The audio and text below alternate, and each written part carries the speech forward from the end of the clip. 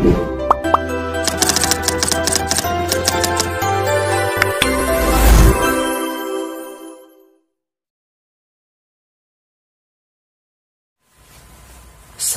warahmatullahi wabarakatuh. Saya Pak Ijaharan Fadilah dari tingkat 2B akan menjelaskan pengertian leukemia.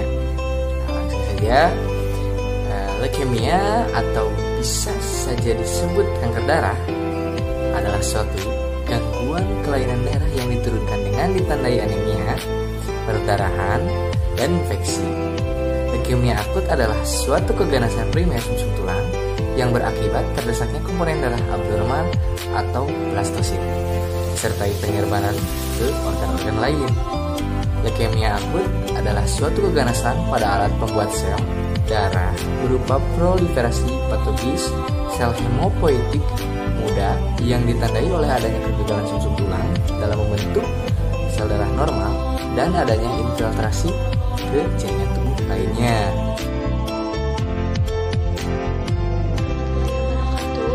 Perkenalkan, nama saya Indi Syahra, saya dari Prodi 1 Keperawatan Kita Muhammadiyah Ciamis, tingkat 2B.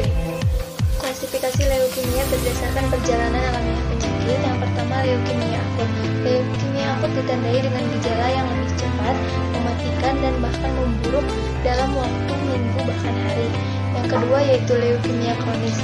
Leukemia kronis memiliki gejala yang lebih lambat dan memiliki harapan hidup yang lebih lama.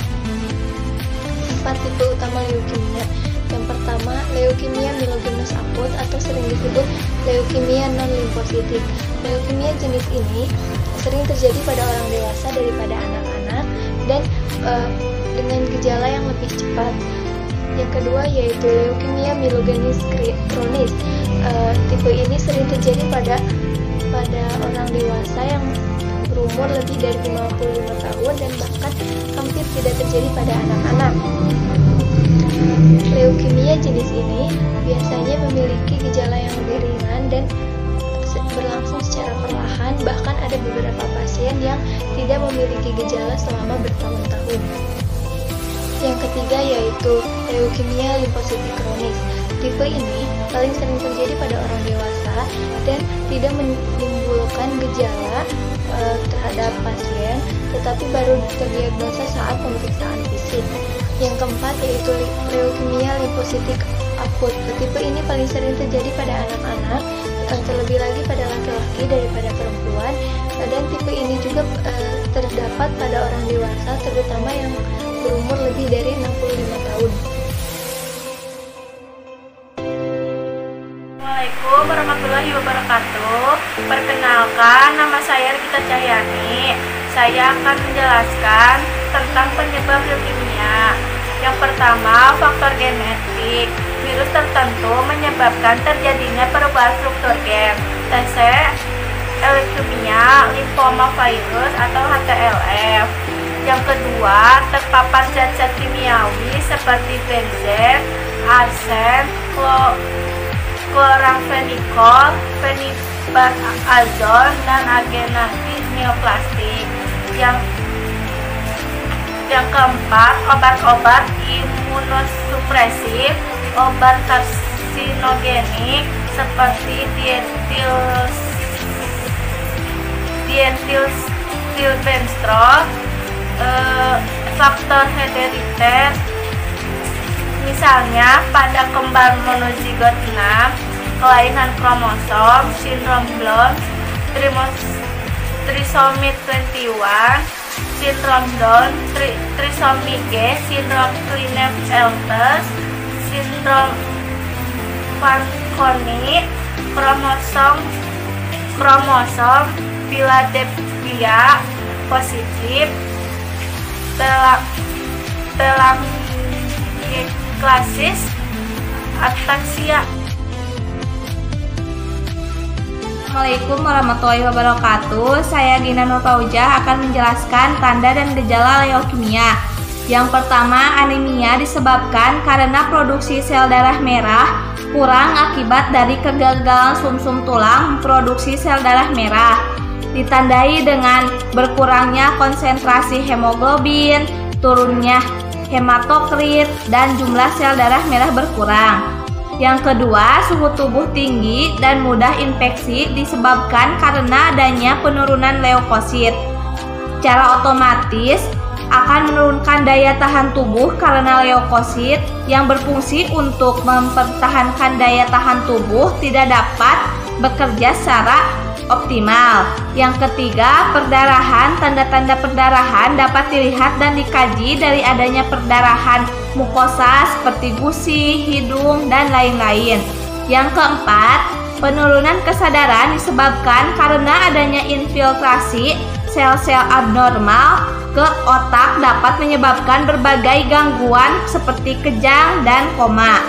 Yang kelima, penurunan nafsu makan. Yang keenam, kelemahan dan kelelahan fisik, diantaranya ada aktivitas, sirkulasi, eliminasi, integritas ego, makanan atau cairan, neosensori, nyeri, pernapasan, keamanan, dan seksualitas. Assalamualaikum warahmatullahi wabarakatuh. Nama saya Nita Lisa Fitri. Di sini saya akan menjelaskan tentang komplikasi penyakit kimia. Leukemia dapat menyebabkan komplikasi jika penanganan tidak segera dilakukan. Beberapa komplikasi yang dapat terjadi seperti perdarahan pada organ tubuh seperti pada otak dan paru-paru. Yang kedua, tubuh rentan terhadap infeksi. Yang ketiga, resiko munculnya jenis kanker darah lain misalnya limfoma. Komplikasi juga dapat terjadi akibat tindakan pengobatan yang dilakukan. Berikut ini beberapa komplikasi akibat pengobatan leukemia. Yang pertama, komplikasi dari transplantasi sumsum tulang. Yang kedua, anemia hemolitik. Yang ketiga, sindrom lisis tumor. Yang keempat, gangguan fungsi ginjal. Yang kelima, infertilitas. Dan yang keenam, sel kanker muncul kembali setelah penderita menjalani pengobatan. Sedangkan pada anak-anak, penderita leukemia juga berisiko mengalami komplikasi akibat pengobatan yang dilakukan. Jenis komplikasi yang dapat terjadi meliputi gangguan saraf pusat, gangguan tumbuh kembang, dan katarak. Assalamualaikum warahmatullahi wabarakatuh. Perkenalkan, nama saya Hedi Gilang Cahyana dari tingkat 2B 1 Keperawatan. Di sini saya akan menjelaskan tentang pencegahan dan pengobatan leukemia. Yang pertama, memperbaiki keadaan umum dengan tindakan.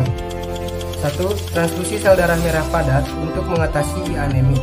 Apabila terjadi pendarahan hebat dan jumlah trombosit kurang dari 10.000, maka diperlukan transfusi trombosit.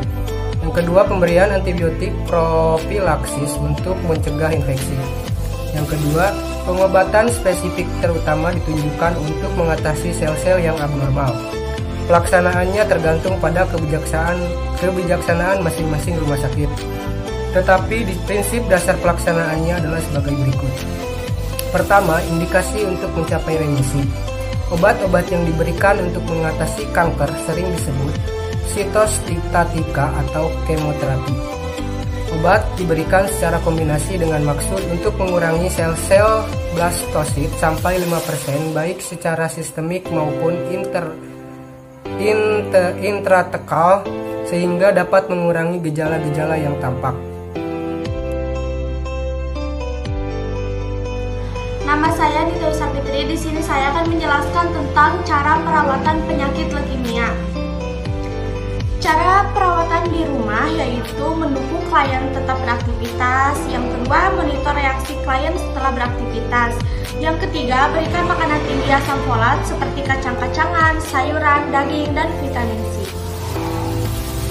Jika klien atau pasien mengalami rasa pusing, pucat, dan sesak napas, maka hal yang harus diperhatikan seperti segeralah ambil posisi nyaman dengan tinggikan kepala di tempat tidur, hindari kerumunan orang. Dan yang terakhir, sirkulasi udara yang cukup. Sekian dari saya. Wassalamualaikum warahmatullahi wabarakatuh.